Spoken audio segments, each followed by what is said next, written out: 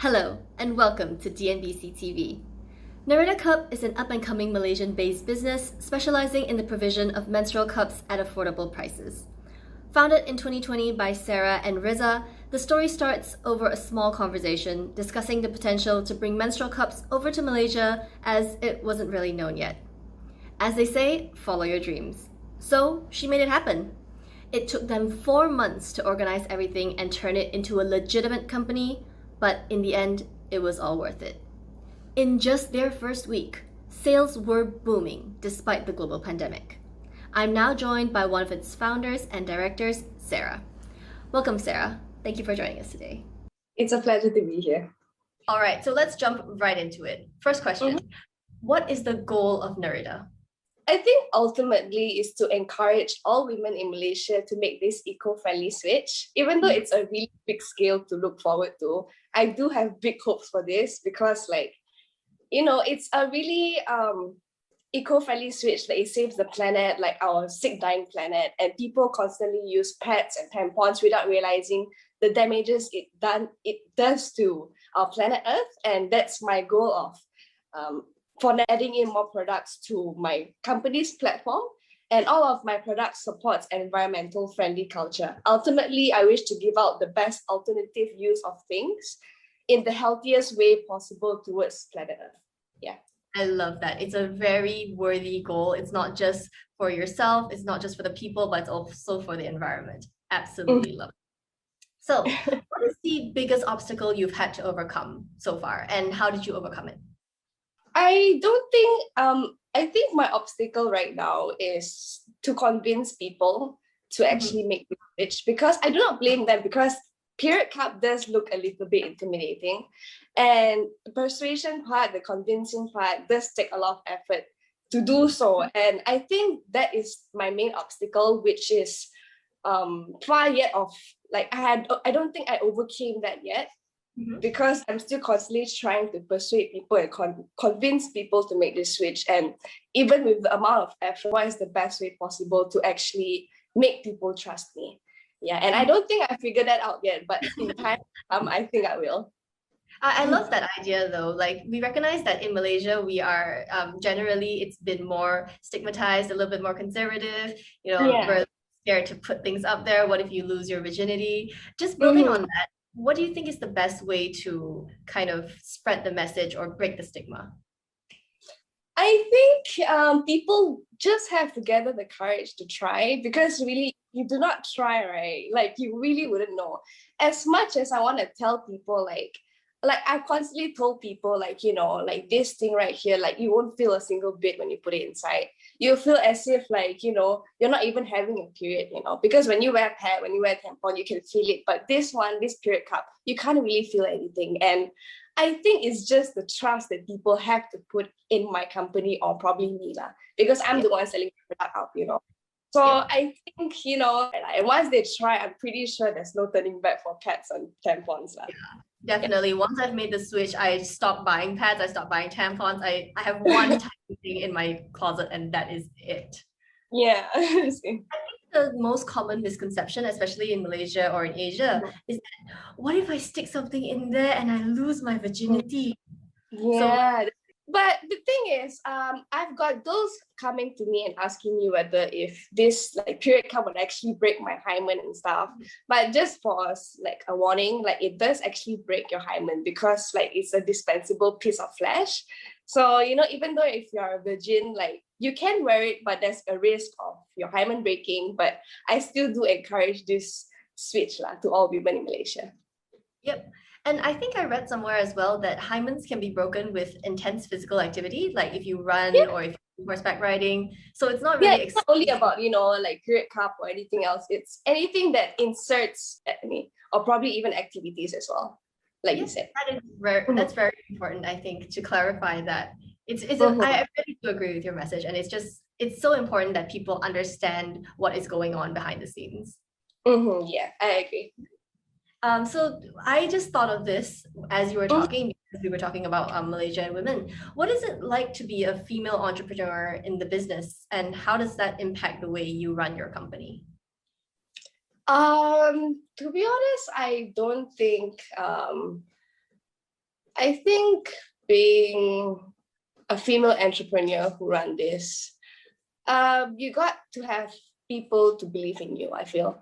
I feel like if you do not have, because with me, like the reason why I started and gathered my courage to start was because of the support and help from my boyfriend who believes in me first.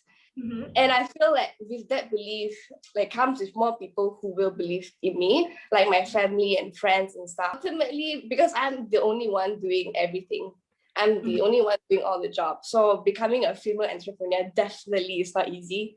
Definitely, I have to juggle a lot of things too, like my work, like to do this for Nerida, and also I've got my studies going on and other works going on. So definitely, it's not easy lah. Trying to juggle everything in a plate.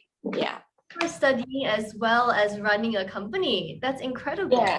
Oh my goodness. Are Yeah. you doing this full time then? Yeah, I'm doing both full time. That is incredible. You are honestly a force to be reckoned with. All right. So then how? You're studying, you have a relationship, you're running a company. What is your driving force? What fuels you? How do you live on caffeine? What pushes you to do all of this? I think the driving force ultimately boils down to my passion that I have.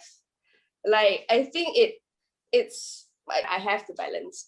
Like before I started Nerida, I already had my studies and everything going on. So when I joined Nerida, I told myself that this is my responsibility and this is my commitment that I have to give. And I guess this is my passion. That's the way of how I do things, and that's my passion. And my passion is to actually, like I said, to encourage all women in Malaysia to make this eco-friendly switch. And I really want to do that because like before I made this switch, I've always used a period pad and I've always used a period pad and it gets really uncomfortable. I get really frustrated sometimes. And I know that a lot of women and girls have the same feeling and they probably don't know where to actually resort to or change their alternative of using a pad, So I want to actually introduce this to a lot of women in Malaysia because some girls still don't know what period cup is. So I think ultimately that's my passion. Like I want to make girls feel that, oh, there's another way of pad anymore. I can just use a period cup that is way more convenient, environmental friendly, saves your time and wallet, and a lot of things. Yeah. That is a very having a goal is very important and having a heading is very important. And I think yours is just right in the right place. All right. So now that it's only been a little bit over, I think less than a year, it started out in 2020, we're in 2021, it's early, so 6 months in, maybe? Right? Yeah. And your company is already booming despite a global pandemic. So let's talk 10 years. Where do you see Nerida Cup in 10 years? I think for 10 years, I do have big hope for this, especially long term. And as I've mentioned, I want Nerida to be a company that is recognized when mentioned, and also a company that the goal is to help, to save the sick planet by providing the best alternative source of products. But I do hope that in time to come, this project that I have going on for Nerida will help bloom in a way that I've dreamt it. I've dreamt Nerida to be. So yeah. Do you think you're aiming to be one of those, how in Malaysia we associate MSG with Ajinomoto and we associate instant noodles with Maggi Mee. So are we going to associate menstrual cups with Nerida? Yeah, that's my goal. That sounds like an amazing goal. That's how you know when you made it. When people don't call the product by its actual name and they call it by the brand name instead, that's how you know you've made it. Yeah, that it's I want people to Cortex and stuff. I want to be as big as Cortex. Yeah, that's my goal. If you're spreading it to everyone, then definitely I think that is the way you work. That is a possibility for sure. Last question. We've mentioned that, your company was born almost in the middle of a global pandemic and you're still running it. You're still doing sales, you're still doing your stock takes. So how has COVID impacted the way you run your business? I feel that inevitably the sales have dropped because of the pandemic. And I would understand why, because a lot of people will then be more financially cautious. They wouldn't want to spend. And with that being said, ever since the whole lockdown that's happened with PKP and stuff, like sales have dropped. And with that being said, like the funds, I don't have enough funds to advertise my products because for Nerida, like I said, a lot of convincing and persuasion has to be done. So therefore, a lot of content creating has to be made. And I lack that because I do not really have the funds and sources to do so. It's like everything is just very limited. I cannot organize any more photo shoot session because of the pandemic, you know. Yeah. I want to maximize the safety of the health of other people as well. That's why I didn't want to take the risk. But like my progress is still the same. Like I'm still constantly trying to like, you know, encourage people to make this switch and stuff. But yeah, ultimately the COVID is not really doing good for Nerida. I understand. Would it be better though, because people consider that menstrual cups have a learning curve. Undoubtedly, they have a learning curve. So since you're stuck at home anyway, try out the product to, you know, if there was going to be a mess, it would be in the comforts of your own home. So yeah, you ladies get to try out this Create Cup and stuff, you know, you don't have to care about the mess and stuff or any embarrassment. You can just try, especially at home, you know, you're not going to go out and stuff. Yeah. Just make this switch. Yeah, just be daring enough to, you know, encourage yourself to actually try. Yeah. All right. Before we end, would you have any last words to say to the audience? A last message? I guess, like I said, I do hope that all the ladies out there have the awareness of what pads and tampons actually do to Earth. Like it actually damages like our Earth, and it takes 500 years to decompose, you know, and one pad takes 500 years to decompose. So about 1 month you wear about like, let's say 10 pads or 20 pads, and all those pads, right, probably 10 years ago probably still exist, you know. So it's the kind of damage that we do that we don't even know. And I want to raise awareness to all the girls out there to actually take note of the damages that they have done to Earth and realize it and start making a change instead of just blindly, you know, just living on this Earth and not doing anything about it but damaging it. So yeah.